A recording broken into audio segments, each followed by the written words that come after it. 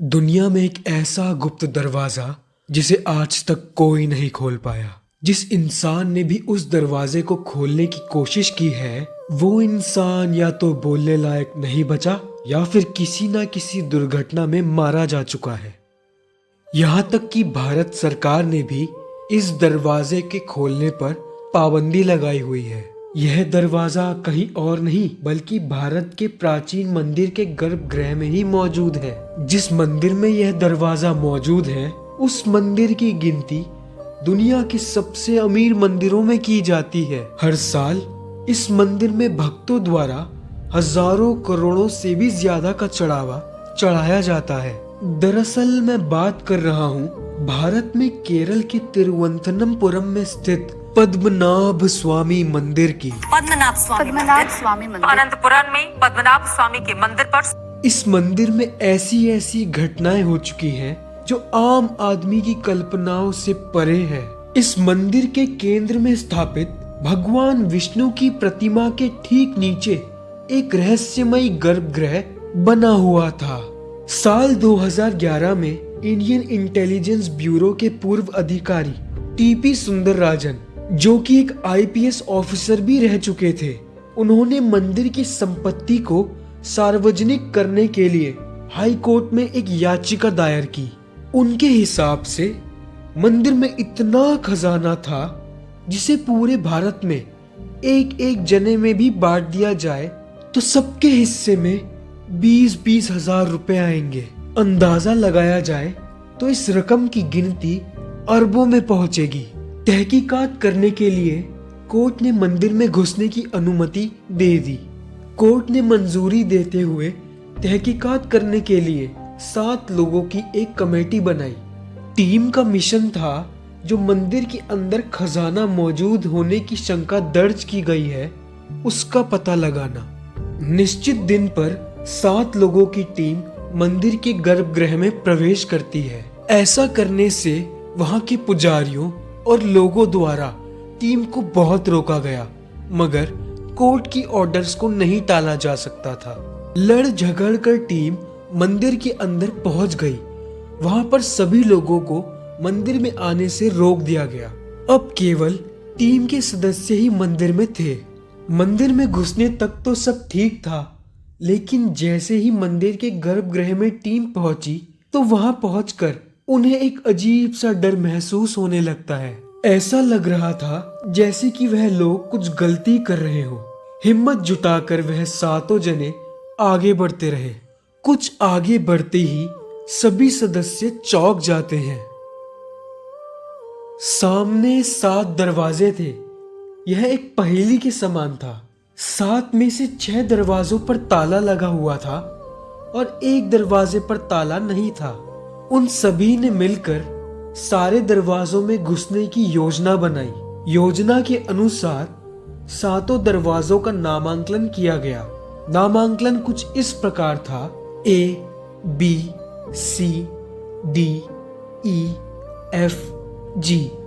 7 के 7 दरवाजों का नामांकन कर दिया गया। दरवाजों का नामांकन करना और जगह को तो उन्होंने ठीक से देख लिया था। अब बारी थी दरवाजों के अंदर घुसने की।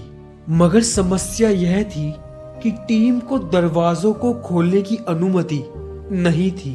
बिना कोर्ट की परमिशन के वह दरवाजों को खोल नहीं सकते थे।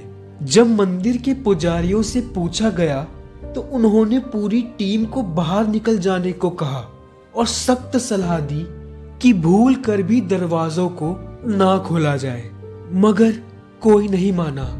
टीम द्वारा कोर्ट से दरवाजों को खोलने की अनुमति मांगी गई।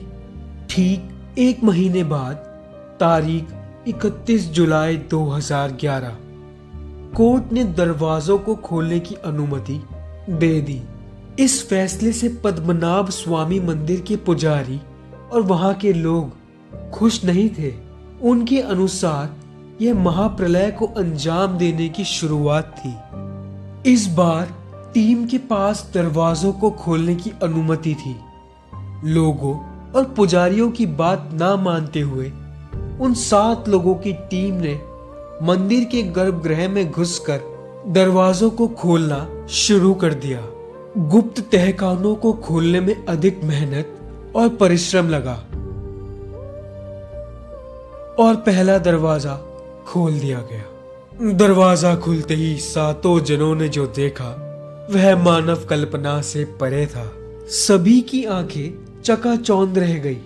पूरा कमरा प्राचीन सोने के सिक्कों, ऐतिहासिक स्वर्ण मूर्तियां, बेशकीमती हीरो के हार और अन्य कीमती जवाहरातों से भरा हुआ था। यह देख टीम का हर एक सदस्य बौखलाया हुआ था। इतना खजाना दिखा जिसकी गिनती सोची भी नहीं जा रही थी। अभी तो केवल पहला ही दरवाजा खुला था। एक एक करके सभी दरवाजों को खोल दिया गया, सिवाय एक के। शायद ऐसा कहना गलत है, क्योंकि वह दरवाजा किसी से खुला ही नहीं। यह वही दरवाजा था जिसे नामांकन करते समय बोल्ट बी नाम दिया गया था। 6 दरवाजों में इतना सोना निकला जिसे देखकर सभी घबराए हुए थे। अविश्वसनीय और कभी ना भूलने वाला दृश्य था वो। अब बारी थी 7वें दरवाजे को खोलने की, जिसे बोल्ट बी नाम दिया गया था। इस दरवाजे में कुछ खास बात थी। दरवाजे के पास जाते ही टीम के हर एक सदस्य को डर का एहसास होने लगा। यह दरवाजा बाकी के 6 दरवाजों से अलग था। दरवाजे पर सांपों की आकृति बनी हुई थी और सबसे हैरान कर देने वाली बात तो यह थी कि इस दरवाजे पर किसी भी प्रकार का ताला नहीं था। जैसे ही टीम के एक सदस्य द्वारा दरवाजे को छुआ गया, वैसे ही महसूस हुआ कि शरीर से सारे ब्रह्मांड का करंट गुजरा हो। हाथ पैर कपकपाने लगे। टीम में से एक जने ने हिम्मत जुटाकर दरवाजे के पास कान लगाकर सुना तो दरवाजे के भीतर से अलग अलग प्रकार की आवाजें आ रही थी। पहली आवाज सांपों के सिरसिराने की थी। ऐसा लगा कि दरवाजे के पीछे हजारों सांप एक साथ बैठे हों। दूसरी आवाज थी तेज बहाव में बहते हुए झरने की। ऐसा लग रहा था कि मानो पूरा का पूरा समंदर ही दरवाजे के पीछे है। इस दरवाजे को खोलने की हिम्मत तो टीम नहीं कर पाई। इतना खजाना मिलने के बाद जब सरकार द्वारा गिनती की गई तो यह रकम 1,32,000 करोड़ रुपयों से भी ज्यादा निकली। कुछ ही समय में टीपी सुंदर राजन की मृत्यु हो जाती है। यह बहुत ही चौंकाने वाली चीज थी।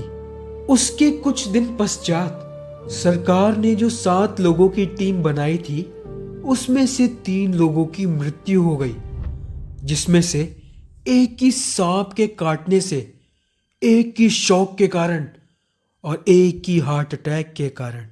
जिन जिन लोगों ने उस दरवाजे को खोलने की कोशिश की थी, उन सभी के जीवन में समस्याओं का पहाड़ टूट पड़ा और यह समस्याएं आम समस्याओं से बहुत ज्यादा खतरनाक थी। यह सब देखकर कोर्ट ने बोल्ट बी द्वार के पास जाने पर पाबंदी लगा दी। अब मैं बताता हूं आपको मंदिर के पुनर्निर्माण की वो कहानी जिसकी वजह से इतना खजाना मिला। लगभग 400 साल पहले सन 1700 में त्रैवनकोर के राजा मार्तांड्य वर्मा ने त्रैवनकोर को व्यवसायिक क्षेत्र में परिवर्तित कर दिया था, जिसके कारण लोग दूर दूर से औषधियां, स्वादिष्ट मसाले एवं सूखे मेवों को खरीदने के लिए कीमती जवाहरात, स्वर्ण मुद्राएं व हीरो के हार लाते थे, क्योंकि उस समय बार्टर सिस्टम था। समय बीतने के साथ साथ राजा मार्तंडे वर्मा के पास इतनी अधिक संपत्ति इकट्ठा हो गई जिसकी सुरक्षा के लिए उनको भय सताने लगा। वह भगवान विष्णु के बहुत बड़े भक्त थे। एक दिन उनके सपने में भगवान विष्णु ने उन्हें इस संपत्ति की चिंता से मुक्त होने का रास्ता बताया।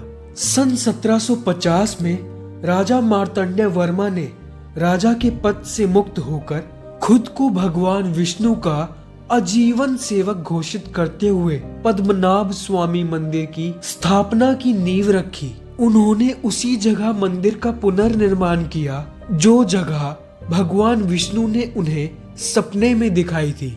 उस जगह पर पहले से ही मंदिर मौजूद था। सबसे पहले उनके पास जितनी भी संपत्ति थी उन्होंने उसको मंदिर के नीचे गुप्त द्वार बनवाकर एकत्रित कर लिया। फिर इन गुप्त द्वारों को आधार बनाते हुए इनके चारों ओर मंदिर का निर्माण किया गया। इस गर्भगृह के ठीक ऊपर भगवान विष्णु की पद्मनाभ नामक मुद्रा की मूर्ति स्थापित की गई। तो इस प्रकार हुआ मंदिर का पुनर्निर्माण। मगर आज तक यह कोई नहीं जानता कि उस 7वें दरवाजे के पीछे क्या है। लोगों की माने तो इस दरवाजे के पीछे बहुत सारा खजाना छुपा है जो कि इस दुनिया का है ही नहीं। और पुजारी तो यह तक कहते हैं कि स्वयं विष्णु भगवान तक जाने का रास्ता इस दरवाजे के पीछे है। कहा जाता है कि 7वें दरवाजे को नागपाश या नागबंधन जैसे मंत्रों से बंद किया गया है, इसीलिए वहां कोई ताला नहीं है। और ऐसा भी कहा जाता है कि इस दरवाजे को सिर्फ वही व्यक्ति खोल सकता है जो कि भगवान विष्णु का परम भक्त हो या स्वयं भगवान विष्णु। कुछ लोग तो यह भी कहते हैं कि महाभारत काल के सारे शस्त्र इस द्वार के पीछे छुपे हैं और जब भगवान विष्णु कल की अवतार के रूप में जन्म लेंगे तो वह सारे शस्त्र यहीं पर खोजेंगे। आपके अनुसार 7वें दरवाजे के पीछे क्या हो सकता है? आशा है आपको यह जानकारी पसंद आई होगी। अगर पसंद आई है तो हमारे इस चैनल को सब्सक्राइब करें और भी सनातनी और भारतीय इतिहास से संबंधित जानकारी पाने के लिए। आप सभी का धन्यवाद।